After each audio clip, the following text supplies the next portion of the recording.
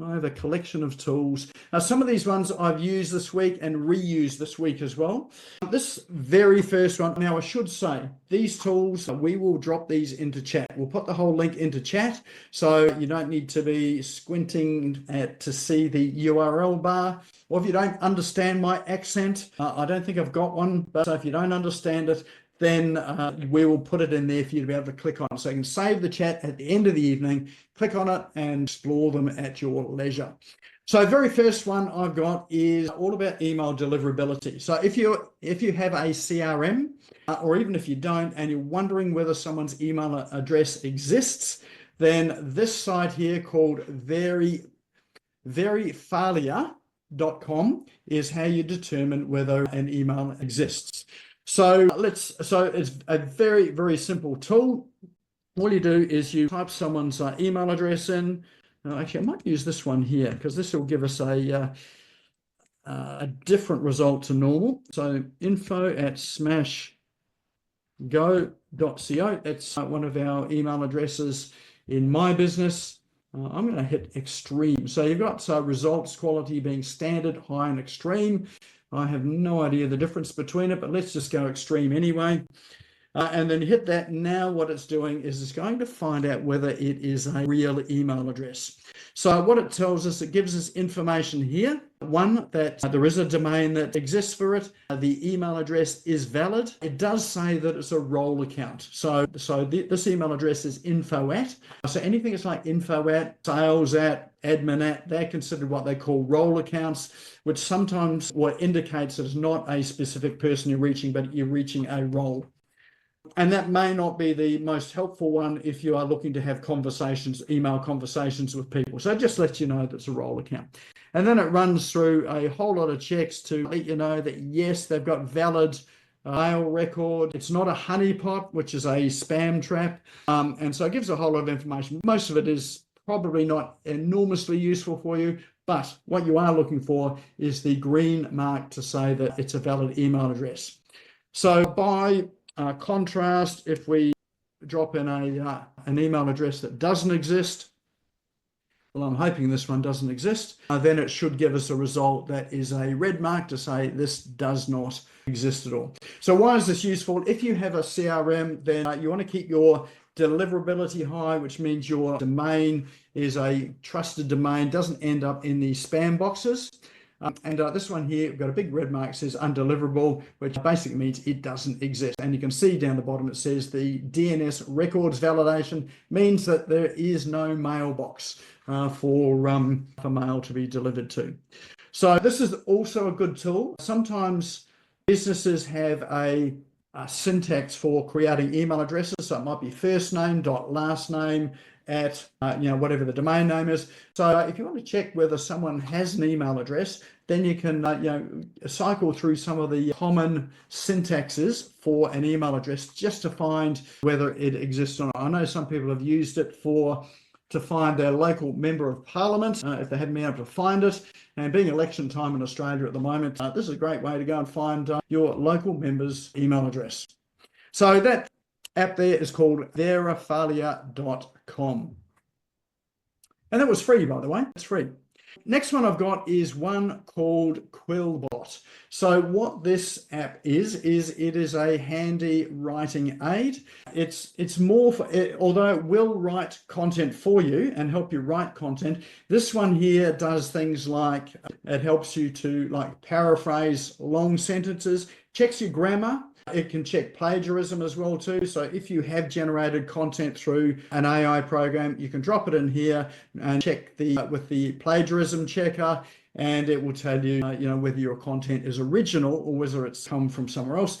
Also got an AI detector. So interesting enough, this is an AI tool, but it will detect whether your content has been written by AI. Reason why that's important is that sometimes there are platforms there that will mark down your content if it considers it has been written by AI. So generally, content there, if you're using it to generate ideas or maybe edit your content, you want to have some of your original content in there as well so that it passes this AI detector test. You can translate your content, can summarize it, and you can do things like generate your citations. So they're your footnotes and references, and it will do that in a format that is a international standard as well too. So a great little tool, and it's good to really assist you with your writing. And you can see down the left-hand side, here are all of the tools. They do have a Chrome extension too. So if you're wanting to check things on the fly, install the Chrome extension and you're able to check your content and writing as you go. So that one there is called quillbot.com. Oh, this one here, this is an interesting tool. This one is InstaScraper. So what this tool does is it scrapes email addresses out of Instagram accounts. So if you are looking to get people into your email list, or you're wanting to send emails to them, this is a tool here that will grab the email addresses from people on Instagram. So with this as well too, you can scrape any profile. So if you've got a competitor out there, you can scrape their profile and it will grab the email address of their followers or people they're following. If there's a particular post there that has got a lot of comments and they're relevant to, let's say, a program that you're running or launching, then you're able to get the email addresses from the people that are in those comments or that comment thread. So really handy tool. You can export it to a CSV file, and then you can start email conversations with us. Just a word of warning with it as well too, is that remember that emails are covered by legislation for people opting in. So if you, particularly if you're scraping personal email addresses, you don't want to be sending out unsolicited email to them.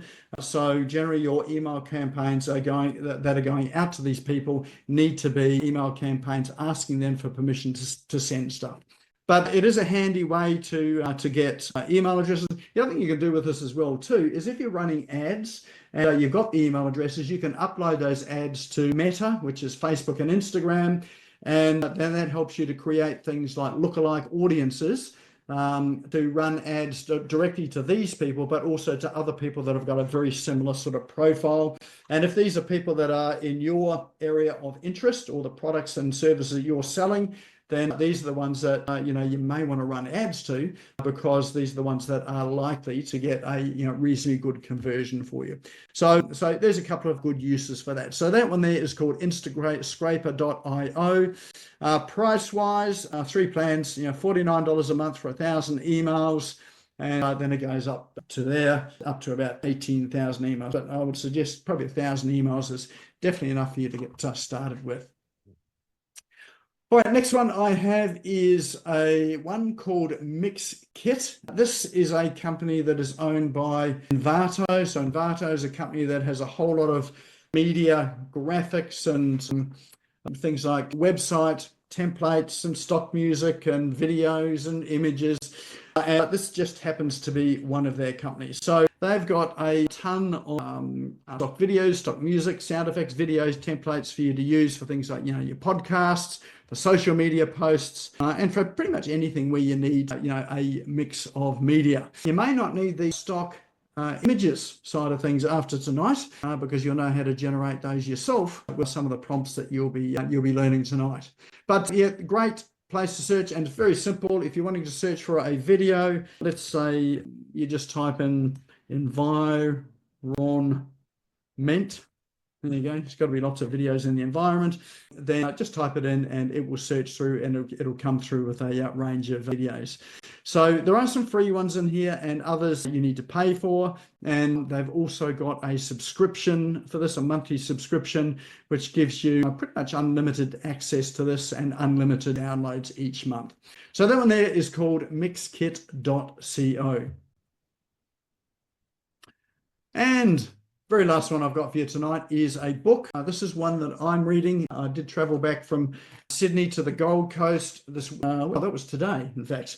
The day has gone very quickly. And this is the book that I was reading on the plane. She is an Australian person, Anaita Sarkar. She has created a packaging company, a sustainable packaging company. And it is an excellent book if you're wanting to learn how to do things like market to particular stages in your funnel. So she talks about top of funnel, middle of funnel, bottom of funnel, so 3 distinct stages in a funnel, and then the marketing strategies that you need to use in each stages of the funnel. And she talks about influencers as well too, how to use influencers to help you market and sell your product. So if you're interested in that side of things, she's got really good content in there about how to approach and how to use influencers in your mix of marketing. And some of the ideas are really quite creative and involve working, co-creating things with influencers, as well as, your traditional getting an influencer to promote your products out. And she talks about the different types of influencers, from, say, nano influencers, which have got very small but highly targeted audiences, through to influencers that have got massive audiences that follow them. But really good read, really interesting. And she has, this is a book out of her experience selling her businesses, but particularly around the eco packaging that she's got. So she's still got that company, and it's a recently written book. It was written, I think, in 2024, so it's reasonably current as well too. And that there is a roundup of our cool online tools for today. So we'll drop all of those into chat. In fact, they are in chat as the very last entry in there at the moment. So tell us, what was your favorite? Just drop it into chat, maybe copy and paste the particular tool which was your favorite one. That helps me keep on track and to ensure that I keep bringing through tools that are going to be useful and helpful for you. Of course, we'll publish these tools in the Business Owners Smashing It Online Facebook group. If you're not a member of that, now's a great time to head over to Facebook, click the join button, or search for Business Owners Smashing It Online, hit the join button, it'll take you in there, and all of the other tools that we've had in the past, they are all in there as well too. And if you search through those, you might find one that is just the tool that you've been looking for. So all of these tools, we bring them to you. Well, I bring these to you so that you've got some options. And, if there are things in there that really help you to do things better, quicker, faster, and more profitably in your business, hopefully there are tools there that'll help you with it. If you get confused by it, and you do need some help with it, feel free to reach out at smashgo.co. I do have a range of packages to help you to implement these online tools, look at a strategy for you, and ensure that you've got something that is actually going to work for your business. All right, votes are coming in. What is the verdict for today?